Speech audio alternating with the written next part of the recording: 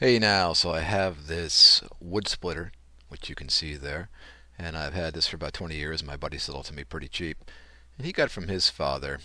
And see, I've had it for about 20 years, so I gotta guess this thing is probably 40 years old or so, and it needs a little bit of love.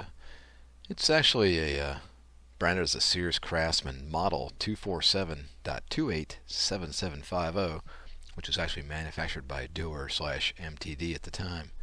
So anyway, I thought you might want to take a look over my shoulder and to see some of the things I've done to it to get it back up to speed and give it a little bit of that much needed love.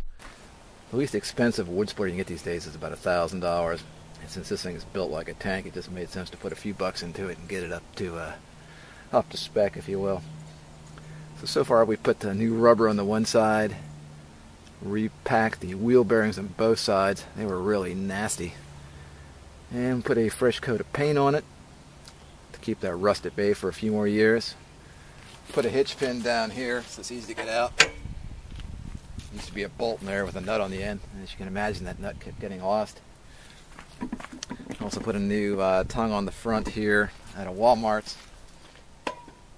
And while we're at it, we're going to go ahead and weld this baby on, which is similar to the Harbor Freight unit I've got in the past. This is actually from Tractor Supply. It's a Reese, and it's $3 less than Harbor Freight. It's just about the same. The only difference I can see here, it has a nipple for the grease, which the Harbor Freight doesn't. In any case, speaking of Harbor Freight, I went to Harbor Freight the other day, and they had those little 212cc engines on sale, which is what this thing would take. Basically, this engine's not in bad shape. It uses some oil. It runs a little rough, probably needs a carburetor rebuild, but for 95 bucks, I always wanted to buy one of these Harbor Freight engines. Everybody seems to say they're really good.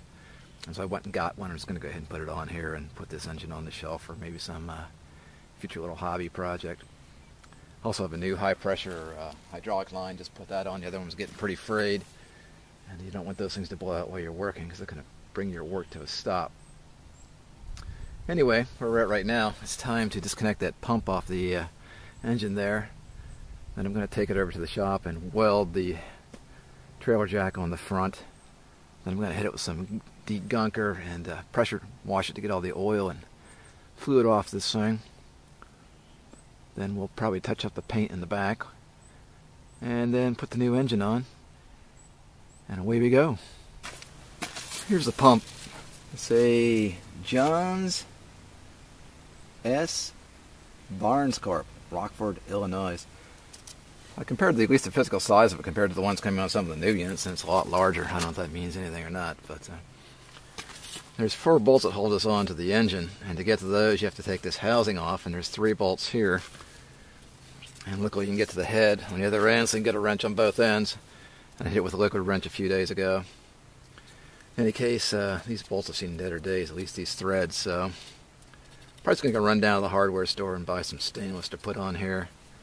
Since this thing's always going to be sitting outside for a few extra dollars, I'll feel better. I always know it upsets me when I buy a very expensive piece of equipment, like my $13,000 heat pump system, and then they have non-stainless hardware on the thing. Within a year it starts rusting, when for a few dollars they could have made a much nicer assembly. In any case, I'll take this off and I'll come back. Okay, so here it is. It came off with a little bit of a fight, generated some heat. There's ends of those bolts have definitely seen better days. If you can see in here, there's these 4 bolts holding this housing on now, and this little Lovejoy adapter. Hopefully the shaft on this engine is the same as the new engine, or we'll have to get another one. So anyway, I'll take this off, see what happens next.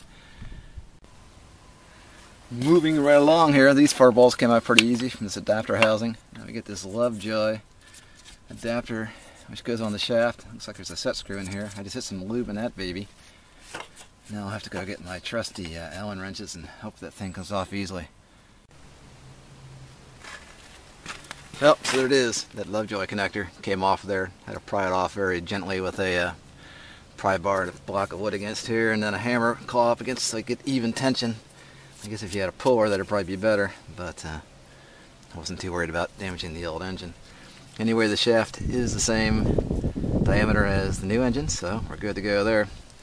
Alright, I'll just take this old engine off and then go weld that jack stand on here. Okay, here's where we're at. Just got this jack stand welded on there. And this safety chain was all there was for both sides, so when it was doubled or cut in half, it wasn't long enough to reach the safety hooks on the vehicle. So just went and had another chain cut. And now there's an independent bolt on each side holding the chain on, so now you've got 3 bolts holding the tongue on as opposed to just having 2 through there.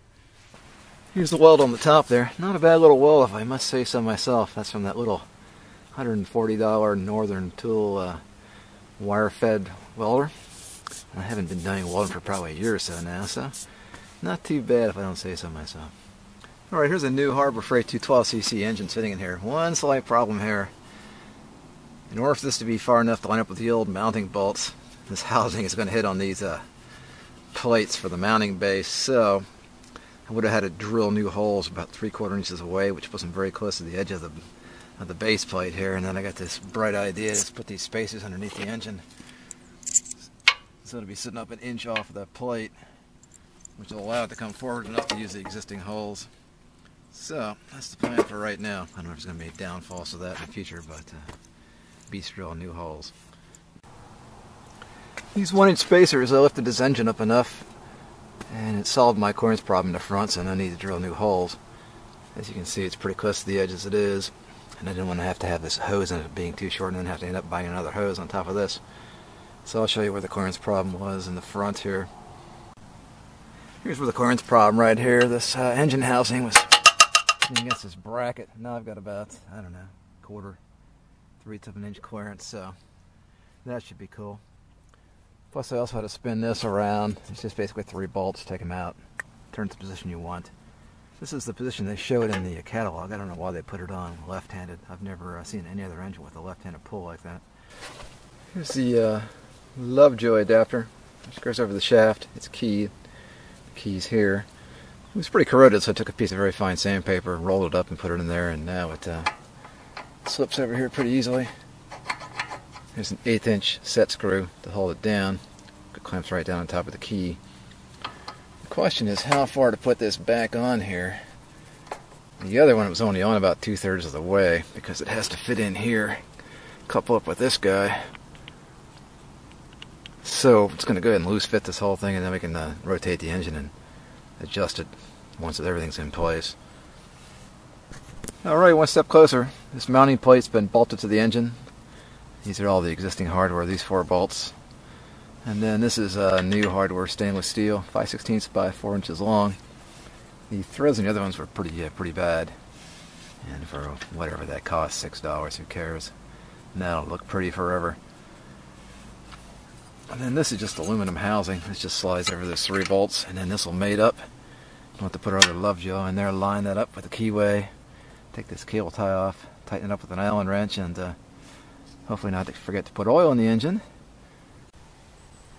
Okay, there you have it. Here's the rebuild on this 30-40-year-old wood splitter. New tongue, actually replaced that a few years ago. Chain was too short, now we have a chain on each side. Independent bolts, properly spaced. We've got a new jack stand, a Reese, 25 bucks. Tractor Supply, $3 less than Harbor Freight, and a little bit better. A nice hitch pin in here. This thing's not going to flap up on me while we're working.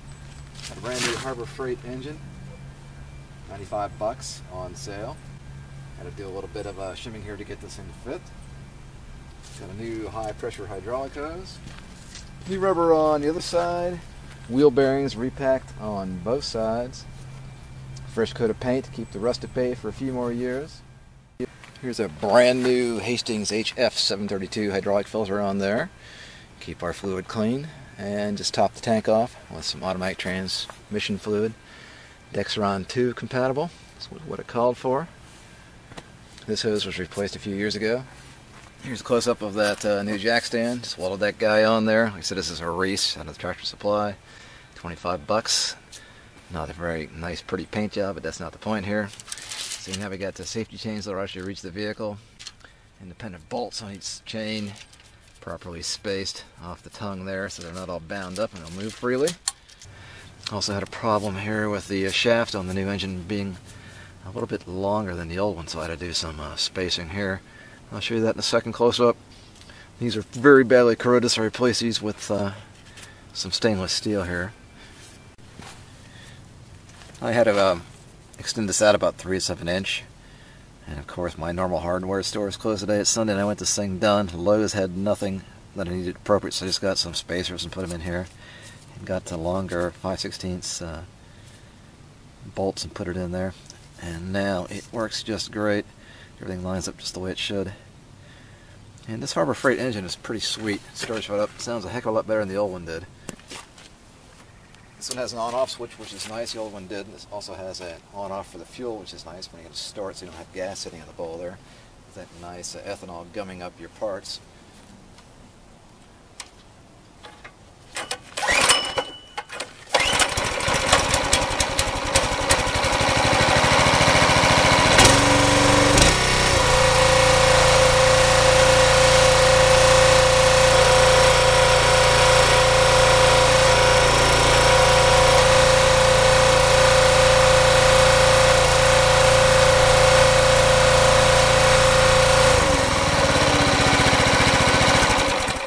The engine was warm, so I just choked it unnecessarily, which is probably why I didn't start on the first pull. Alright, one last issue here. I just noticed this after I got it good and lubed up. I'm not quite sure what the theory of this is. I guess it's to keep this from jamming as you're splitting wood here.